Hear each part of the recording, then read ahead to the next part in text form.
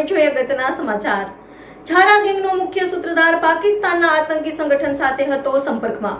સુરતથી અબ્દુલ શેખ ઝડપાયો। ક્રાઇમ બ્રાન્ચના સૂત્રો દ્વારા પ્રાપ્ત થતી વિગતો મુજબ નાસ્તા ફરતા સ્કોડે મળેલી બાતમીના આધારે નાનપુરા સ્ટેટ બેંક ઓફ ઇન્ડિયાની સામેની ગલીમાંથી અબ્દુલ ઉર્ફે પિયર અલી મોહમ્મદ શાકિર શેખ ઉંમર વર્ષ 47 રહે મકાન નંબર 3 અલકમલ સોસાયટી મફતપુરા સ્કૂલની 40 રોયલ અકબર જુહાપુરા અમદાવાદ મૂળ રહે ઉત્તર પ્રદેશને ઝડપી લીધો હતો।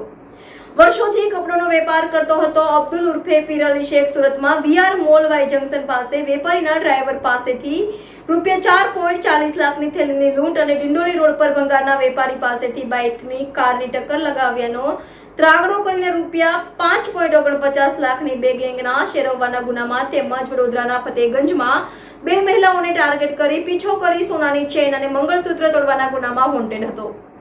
વર્ષ 2002માં અમદાવાદમાં કોમી રમખાણોમાં ઝડપાયેલા અને ત્યારબાદ જૈશ એ મોહમ્મદના સભ્ય સાથે સંપર્કમાં રહી દેશ વિરોધી પ્રવૃત્તિ કરતા એટીએસના હાથે ઝડપાયેલા અબ્દુલ ઉર્ફે પિયર અલી શેખની પૂછપરછ કરતા જાણવા મળ્યું હતું કે તે તેના 3 સાગરીતો શરીફ ખાન, ફરીદીન ખાન, કનુભાઈ ઉર્ફે કનૈયો રામાભાઈ સોલંકી અને પ્રફુલ ઉર્ફે પપ્પુ પૂનમભાઈ ગૌરંગે સાથે મળી અમદાવાદમાં બે બાઇક ઉપર સુરત અને વડોદરા આવતો હતો અને ગુનાનો અંજામ આપતો હતો। જેલમાં છારા ગેંગના પપ્પુ સાથે મુલાકાત બાદ તેણે ચીલ ઝડપના ગુનાને અંજામ આપવાનું શરૂ કર્યું હતું અને તે ગેંગનો સૂત્રધાર પણ બન્યો હતો। ઉલ્લેખનીય છે કે તેના 3 સાગરીતોને સુરત ક્રાઇમ બ્રાન્ચે 4 મહિના અગાઉ ઝડપી લીધા હતા।